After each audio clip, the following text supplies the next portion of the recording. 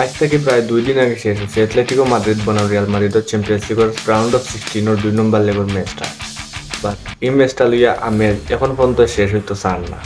Just Julian আলভারেজের penalty কিকটা লইয়া অনেক বেশি কনভারসেশন চলে সোশ্যাল মিডিয়াত। আর বিশেষ করে রিয়াল মাদ্রিদ ফ্যান হলে হইতেছে যে পেনাল্টিটা ডবল টাচ আছিল, আর ডবল টাচ করলে ফুটবলের রুলস অনুযায়ী একটা বাতিল হয়েছে, একটা স্বাভাবিক। আর অ্যাটলেটিকো মাদ্রিদের তেমন একটা ফ্যান বেজ নেই বাংলাদেশও। Barcelona fan, man city fan, তেল সিটি ফ্যান, আর্জেন্টিনার ফ্যান হলে যারা যারা জুলিয়ান আলভারেজের লাভ করে তারা হয়তো স্যার যে একটা ডবল টাচ আছিল না কোনো রকম।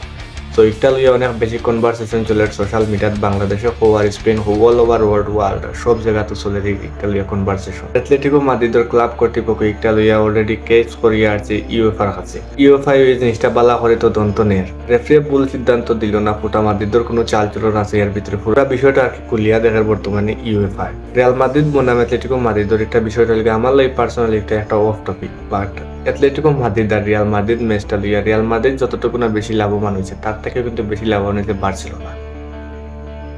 সো তুমি কইতে পারো ম্যাচ খেলছে অ্যাটলেটিকো মাদ্রিদ রিয়াল মাদ্রিদে, কিন্তু বার্সেলোনার লাভ কি? তুমি যদি একটু খেয়াল করে দেখো কিন্তু আগামী রবিবার মানে আজকের রাতকের পরে কালকে রাত যাইব রাত্রে 2টার সময় ম্যাচ আছে লা লিগার, অ্যাটলেটিকো মাদ্রিদ বিএস বার্সেলোনা। আর বর্তমানে অ্যাটলেটিকো মাদ্রিদ খুব বেশি একটা ফার্স্টেশনের মাঝে আছে, তার প্লেয়ারে কিন্তু 90 মিনিট নাই, 120 মিনিট খেলছে ম্যাচটা।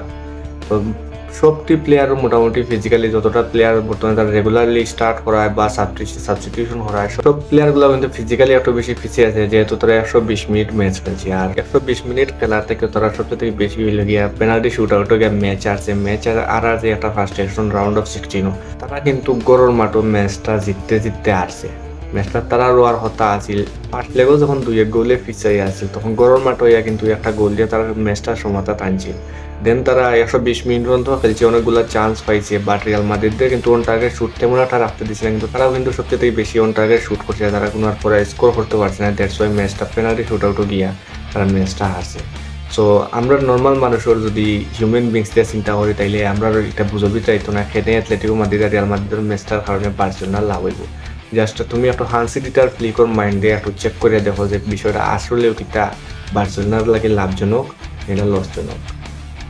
বার্সেলোনায় কিন্তু অ্যাটলেটিকো মাদ্রিদের বেশি রেস্ট পাবে, যেহেতু তারা আগের দিন ম্যাচটা খেলছে।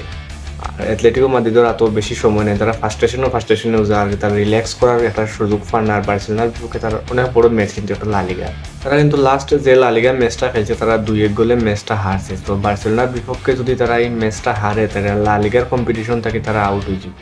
আর বার্সেলোনা লা লিগা জিতার লাগে আরো এক ধাপ আগে যাইব গিয়া। আর বার্সেলোনা ওর সুযোগটা খুব বেশি খামো লাগাইব যে তারা যে ফার্স্টেশন কিংবা ফিজিক্যালি তারা একটু দুর্বল আছে, ও জিনিসটা চাইব বার্সেলোনায় খামো লাগাইয়া তারা ম্যাচটা উইন করতো অ্যাটলেটিকো মাদ্রিদের বিপক্ষে। আর লা লিগার কত যে প্রথম যে একটা ম্যাচ হয়েছে অ্যাটলেটিকো মাদ্রিদ আর বার্সেলোনার মধ্যকার যে ম্যাচটা হয়েছিল ক্যাম্প নুত, এই ম্যাচটা কিন্তু বার্সেলোনা আছে 2-1 গোলে, লাস্টে 16 গোলে বার্সা মারা খাইছে। লা লিগার একটা গেম অ্যাটলেটিকো মাদ্রিদও আছে, আন্ডার যে একটা গেম আছে গেমটা উইন করিয়া তারা যে অ্যাটলেটিকো মাদ্রিদের ফার্স্টেশনটারে খামো লাগাইয়া তারা গেমটা উইন করে লা লিগার টপ করে এন্ড অফ দ্য সিজন তারা লা লিগা জিততো।